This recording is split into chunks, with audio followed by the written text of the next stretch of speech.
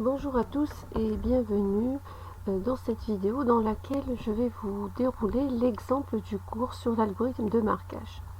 Dans cet exemple, on nous donne la formule phi qui est égale à AF P1 ou EX non P2. Et on nous demande est-ce que la formule phi est satisfaite sur le modèle M. Le modèle M est donné par une structure de Kripke. Alors je vous rappelle que la structure de Kripke, ce n'est qu'un automate à état fini, enrichi par une fonction i qui associe à chaque état l'ensemble des propriétés qui sont vraies dans cet état-là. Par exemple, i de S0 nous donne l'ensemble vide. À l'état S0, aucune propriété n'est vérifiée, n'est vraie. I de S1, ça nous donne l'ensemble P1, P2. Donc à l'état S1, on a les deux propriétés atomiques P1 et P2 sont vraies. Et ainsi de suite. Alors, la formule qui est donnée ici, elle est de la forme AF, suivie d'une formule de la logique temporelle plus ou moins complexe. C'est un ou logique entre une proposition atomique et une expression de la logique temporelle. Dans l'algorithme de marquage que nous avons vu dans le cours, il n'existe pas de procédure pour traiter une propriété avec f ou g. Donc si vous avez à vérifier une formule dans laquelle il y a l'opérateur f ou g, il faut passer par les opérations de transformation. Et ça, c'est grâce aux deux équivalences suivantes. Si vous avez un G, pour le transformer vers un F, vous passez par non F, non P. Après, pour transformer le F vers un until, vous transformez donc grâce à FP qui est équivalent à true until P. Dans notre cas, donc la première chose à faire, c'est de transformer l'opérateur AF en un opérateur A-until. Donc le A, il reste tel quel, c'est le F qui va être transformé en un until en utilisant l'équivalence FP qui est équivalent à true until P.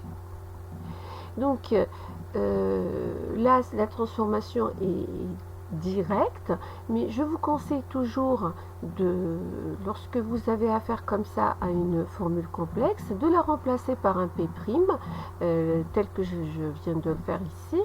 Donc j'ai remplacé donc tout ça par un P'. Par la suite, la transformation, elle me semble très facile. Fp' me donne donc true until P'.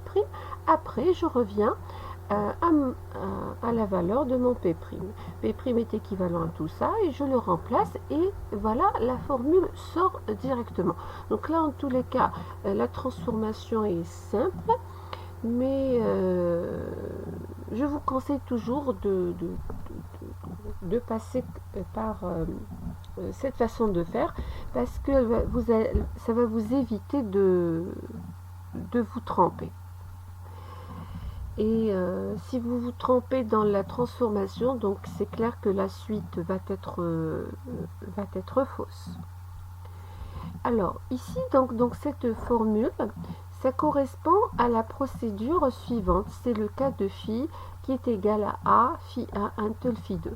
Donc dans notre cas, phi 1 c'est true, c'est un booléen qui est toujours vrai. Et phi 2 c'est tout ça, c'est P1 ou EX non P2. La deuxième étape à faire, c'est d'extraire toutes les sous-formules de phi dans l'ordre où elles vont être marquées. Donc là, vous avez l'habitude de faire ça en logique mathématique, dans la logique des propositions. Et c'est de la même façon. Donc ici, la première ou les premières formules à extraire, on va dessiner donc une table de vérité en représentant la valeur de vérité de P1 et puis la valeur de vérité de P2, puis la valeur de vérité de non P2, puis la valeur de vérité de EX non P2. Après, on fait un ou logique entre ces deux-là. Et par la suite, on fait la valeur de vérité, donc de A, true, until, tout ça. D'accord. Après, on a à la fin phi. D'où la table de vérité ou la table de marquage suivante. Donc voilà, nous avons le P1, P2, non P2, true qui représente phi 1. On a EX non P2 et puis le ou logique entre les deux qui nous donne phi 2. Et on a la grande formule phi. Alors, dans la procédure, phi 1 qui est égal à A, phi 1, 1 tel phi 2, je vous rappelle que on nous dit dans la procédure qu'on a besoin de définir un nombre de successeurs de l'état Q de l'automate. Donc c'est ce qu'on a représenté ici, le nombre de successeurs pour chaque état. D'accord. Après on nous dit, on fait le marquage de phi 1, on fait le marquage de phi 2. Donc on va procéder donc au marquage de phi 1 et au marquage de phi 2. Donc on va remplir la table de vérité. Voilà, je vais mettre voilà le modèle sous les yeux. Donc pour P1, P1,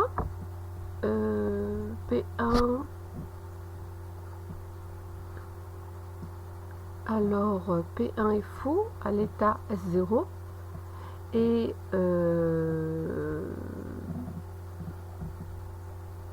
où est-ce qu'il est faux aussi?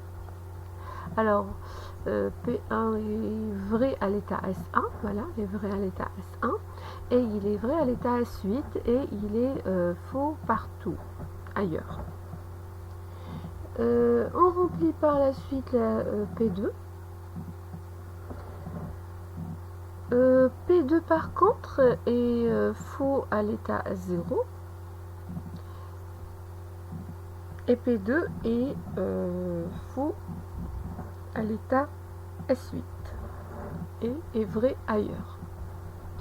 On représente après non P2. True est un booléen qui est vrai partout. Maintenant EX de non P2. Il existe un chemin à partir duquel l'état qui suit l'état courant satisfait non P2. On commence par l'état 0 état courant. État 0 état courant, là on a deux chemins. On va voir donc le premier chemin. L'état suivant c'est S1. Est-ce que non P2 est satisfait à l'état S1?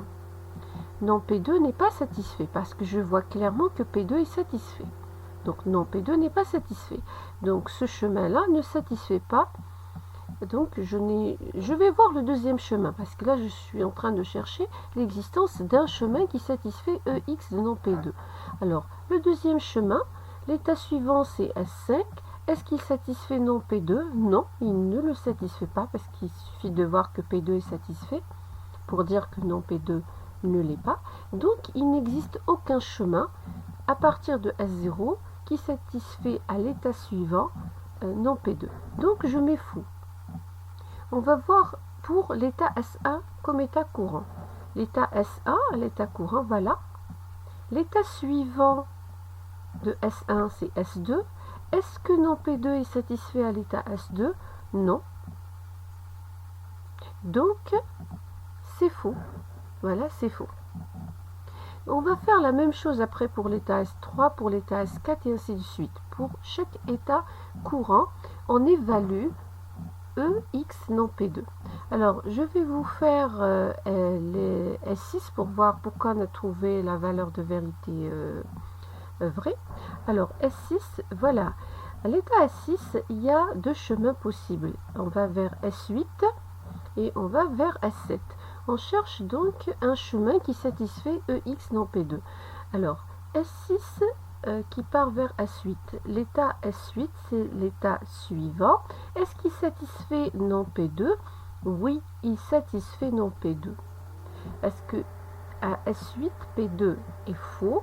Donc non P2 est vrai. J'ai trouvé donc ce chemin qui satisfait, donc je mets vrai.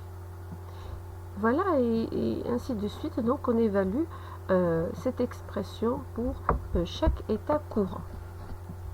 Pour retrouver phi 2, donc c'est un ou logique entre P1 et EX non P2.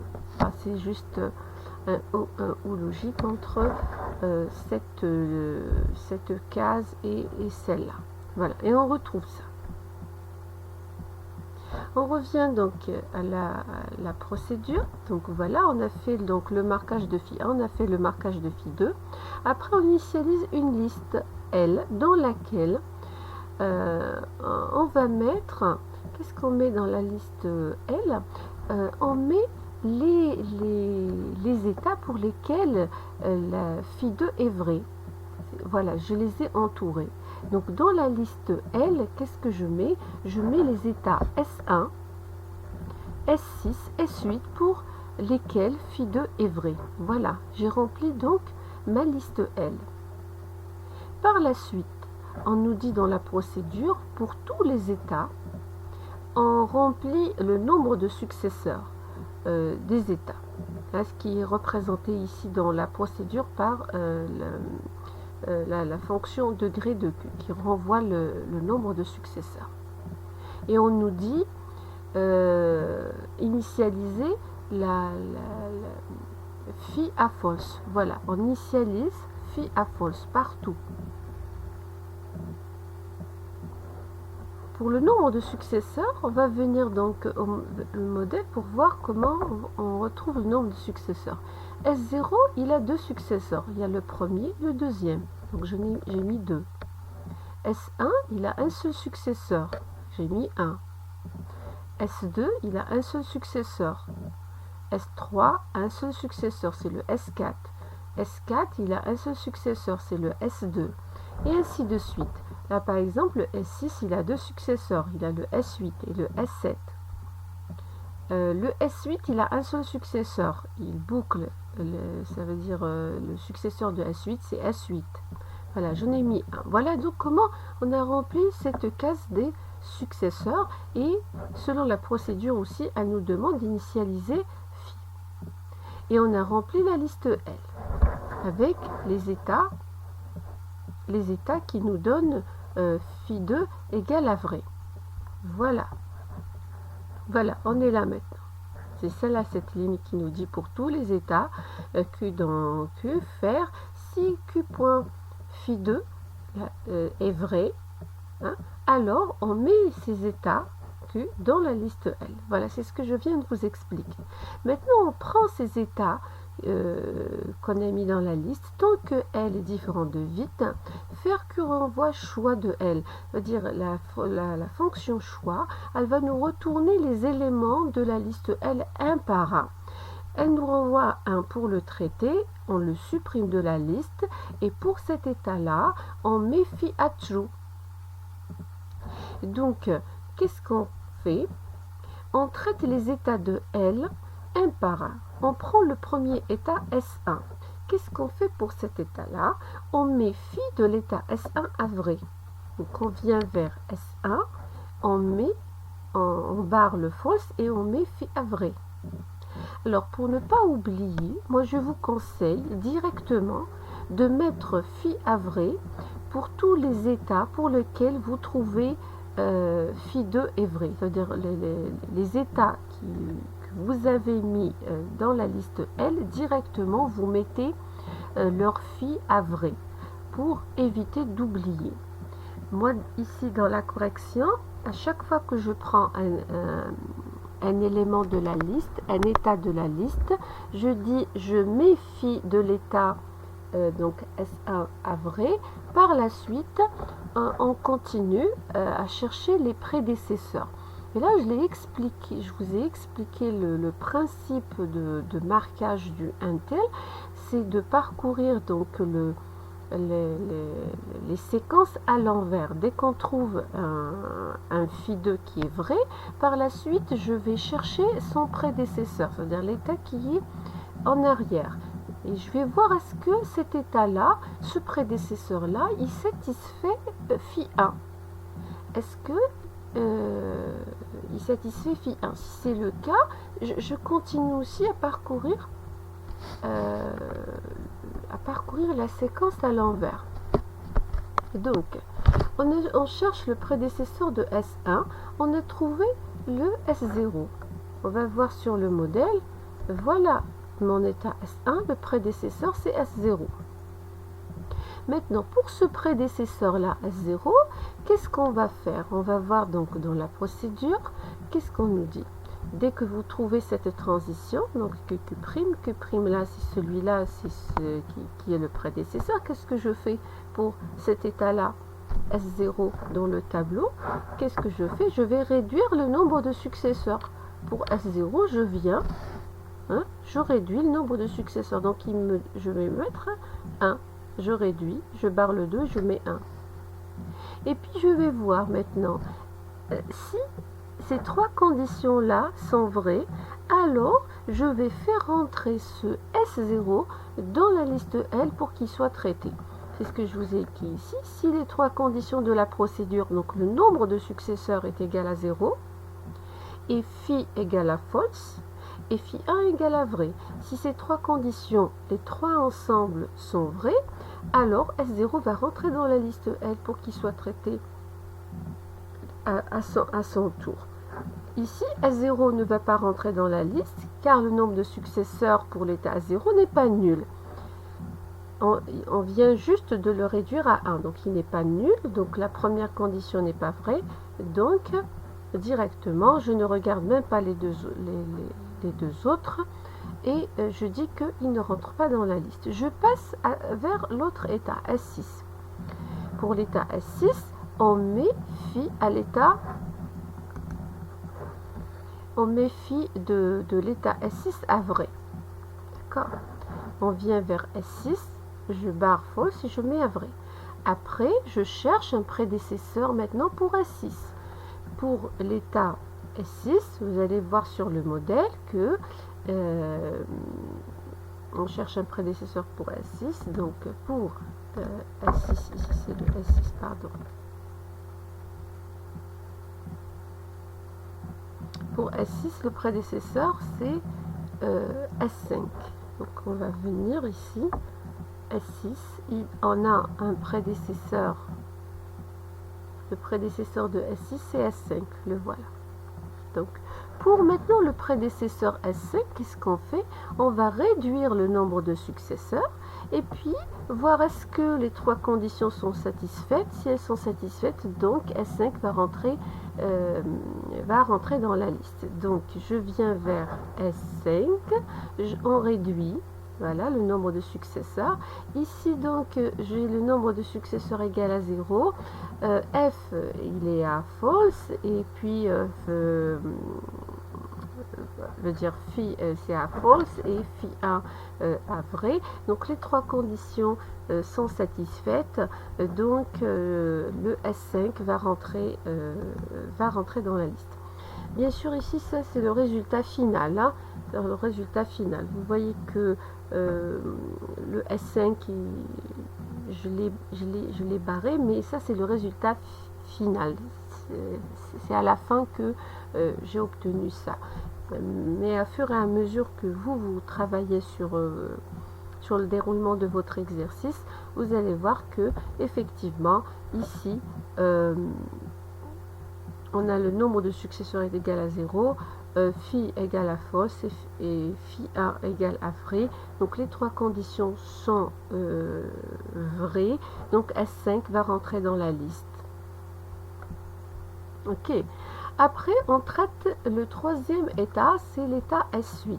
Pour l'état S8, on fait la même chose. On met phi de l'état S8 à vrai et puis on cherche les prédécesseurs de S8. Pour S8, on a deux prédécesseurs. Il y a le S6 et il y a le S8 lui-même. Donc, on commence par traiter le S6. Pour le prédécesseur S6, on réduit le nombre de successeurs. Là, on vient ici, dans S6, on réduit le nombre de successeurs. Après, on regarde est-ce que les trois conditions sont satisfaites. Donc, S6 ne rentre pas dans la liste car pour l'état S6, le nombre de successeurs n'est pas nul. Après, pour le prédécesseur S8, on réduit le nombre de successeurs de 1. Après, on regarde si les trois conditions de la procédure sont satisfaites. Ici, on trouve donc le S8 ne rentre pas dans la liste car pour l'état S8, phi, on va trouver phi égale à vrai. Déjà, on a déjà mis phi à vrai. Rappelez-vous que tous les états qui rentrent dans la liste, on met leur phi à vrai. Donc déjà, on a déjà marqué phi à vrai. Donc voilà, la condition n'est pas satisfaite. Donc je ne fais pas rentrer le S8 de nouveau dans la liste. Après, on va traiter l'état S5 qu'on a fait rentrer tout à l'heure dans la liste. Donc on rappelle que l'état S5 est rentré dans la liste lors du déroulement de la procédure. Donc on met phi de l'état S5 à vrai. De la même façon, pour l'état S5, on cherche les prédécesseurs. Pour S5, on trouve deux prédécesseurs. S5, il a le S0 comme prédécesseur et il a le S7 comme prédécesseur. Alors, on commence par traiter le S0. Pour le S0 comme prédécesseur, on réduit le nombre de successeurs. Après, on vérifie les trois conditions. Ici, S0 va rentrer dans la liste car pour l'état S0, les trois conditions sont satisfaites. On trouve le nombre de successeurs égal à 0, phi égale à fausse et phi 1 égale à vrai. Donc S0 va rentrer dans la liste. Pour le prédécesseur S7, donc, on réduit aussi le nombre de successeurs à 1. Par la suite, on vérifie les trois conditions, est-ce qu'elles sont satisfaites. S7 rentre dans la liste, car pour l'état S7, les trois conditions sont satisfaites. Une fois qu'on a terminé donc avec l'état S5, on a fait rentrer dans la liste un autre état. On a fait rentrer S7. Donc après le S5, on a fait rentrer le S7. Donc le S7, pour l'état S7, il ne faut pas oublier, donc à chaque fois on met phi de l'état S7 à vrai. Après je cherche son prédécesseur. Pour S7, on a trouvé l'état S6. On cherche des prédécesseurs à S7. Donc pour le prédécesseur A6, on réduit le nombre de successeurs. Après on vérifie est-ce que les trois conditions sont vraies. On trouve que c'est vrai, le nombre de successeurs, on va le trouver égal à 0, mais phi, on l'a déjà annoté parce que le S6 est déjà rentré dans la liste. Donc, ce S6 ne rentre pas dans la liste. Et puis, ici, vous voyez, on a fait rentrer le S0 dans la liste. D'accord, le S0 dans la liste. Donc, je vais traiter l'état S0. Et à chaque fois qu'un élément rentre dans la liste, il faut le rajouter. Il faut le rajouter comme ça ici pour ne pas l'oublier. À chaque fois que vous traitez un état, vous le barrez. Ceux qui rentrent, vous les rajoutez, vous les mentionnez dans la liste. D'accord? Donc le dernier état qui nous reste à traiter, c'est l'état S0. On met phi de l'état S0 à vrai. Après, on cherche des prédécesseurs pour S0. S0 n'a pas de prédécesseur. Donc, on ne fait rien. On ne fait absolument rien. Donc, ainsi, on a terminé. La boucle s'est terminée d'elle-même. Parce que vous posez la question comment cette boucle-là va terminer. La boucle va se terminer d'elle-même. Si vous ne vous trompez pas, la boucle elle va se terminer d'elle-même. Il y a des états qui vont rentrer dans la liste. Ils peuvent rentrer même peut-être 2 fois. Mais une fois que vous les traitez, ça va se terminer. La boucle va se terminer d'elle-même. On peut voir donc dans la table de vérité l'ensemble des états dans lesquels la formule phi est vraie. Si la formule est vraie à l'état 0, on dit que la formule phi est satisfaite dans le modèle.